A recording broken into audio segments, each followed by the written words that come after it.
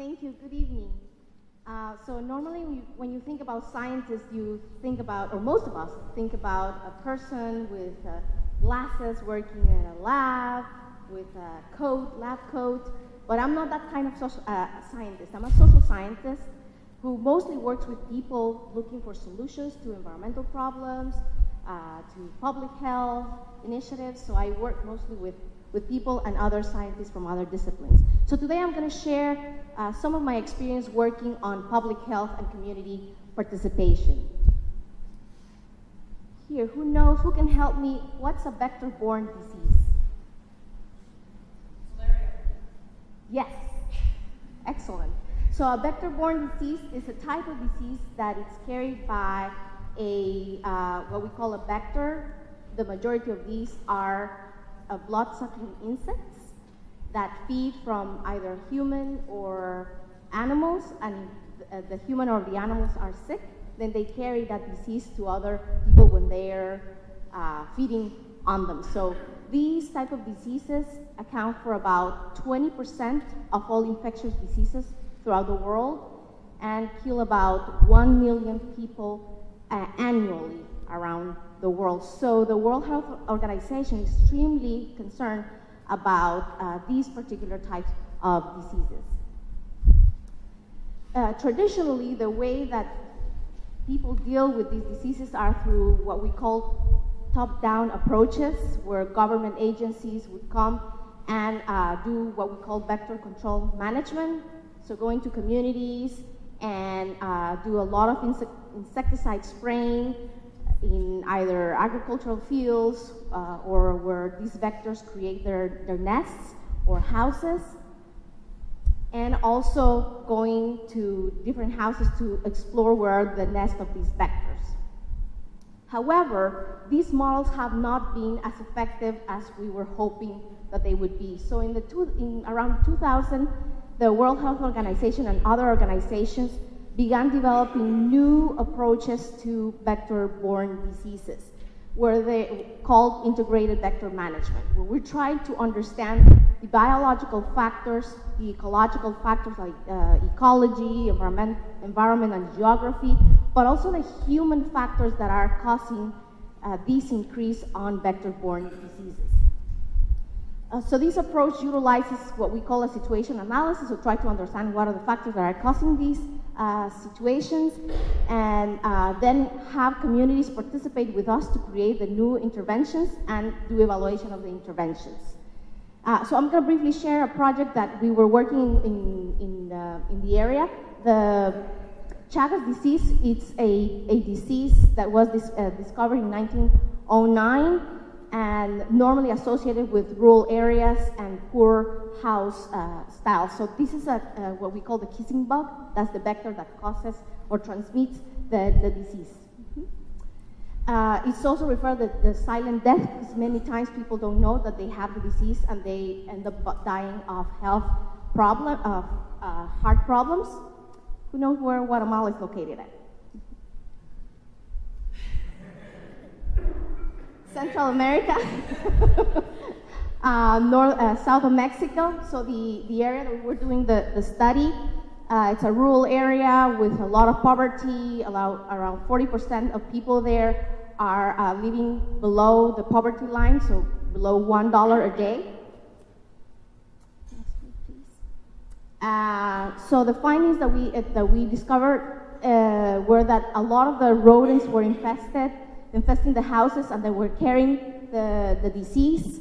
The type of house construction was also a factor in increasing the persistence of these animals, and a lot of limited resources and little knowledge about the disease in these areas. So the approach that we did with the community-based, was trying to get more information, sharing with a lot of pictures and drawings, because we were dealing with illiterate communities. Doing a lot of education in schools about the disease and how to prevent it, but also generate ideas from the communities on how to prevent rodent eating the food and getting into the houses. Also elevating the silos so that they wouldn't create nests for the triatomines, and rodent control methods as well, because that was a big concern and a big factor causing the disease. And finally, chicken management.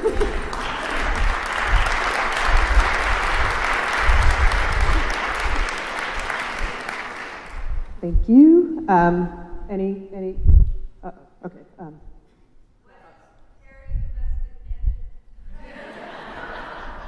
What is peri-domestic management?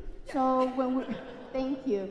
When we have animals going outside of the house and they're going into the house as well, so how can we manage the spaces outside of the house where kissing, sorry, I'm using the technical word, but where these kissing bugs are creating the nest, and where they go in and out of the houses.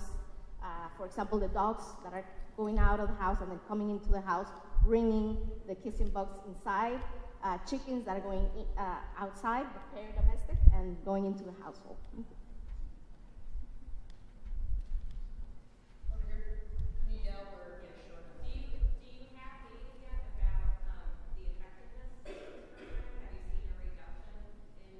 Yes, so this study was conducted in different countries, and we had control communities and the intervention communities, and we saw a huge improvement in reduction of the numbers of kissing bugs that were going into the houses, but also the amount of dogs and chickens that were infected by the disease. So we did see that community-based intervention do make a difference in changing behaviors and being effective ways. Yes? How long do you have to be around before you know how to control it like this? Would you be able to do this sort of thing with Zika virus, or is that too new to be able to? Excellent question.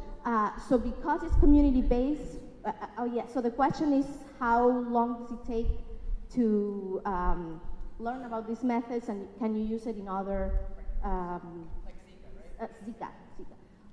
So what we do is the situational analysis, like I said, took us about a year, going into communities, asking questions, doing all the testing with dogs, chickens, the kissing bugs that we collected and did all the analysis, so about a year. And then with the communities, we created the ideas and we implemented those within the next year. So the project itself was about 2 years, so definitely. And then what you do is generate solutions from the community up, rather than always relying on government funding and government programs. Excellent question. Yeah. You said 20% of diseases are vector-borne diseases. Infectious disease, yes. Is that a constant, or is that a constant or is that on the increase? It has been on the increase, and particularly because some of these diseases are moving across boundaries. So Chagas disease, for example, was endemic to Latin America, but now with traveling and climate, those things they're evolving, and particularly with Chagas, there's no cure.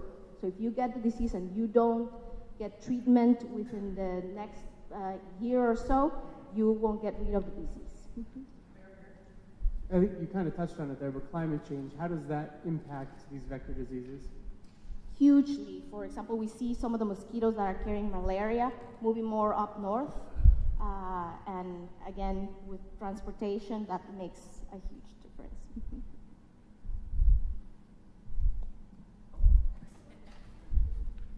Who's funding your research or your activities?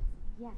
So the funding came from a grant from the World Health Organization and the Canadian Agency for International Development, and that's how we got the funding. And they funded projects in Mexico, Guatemala, Peru, Argentina, Chile, Uruguay, and Bolivia. You're off the hook. Thank you.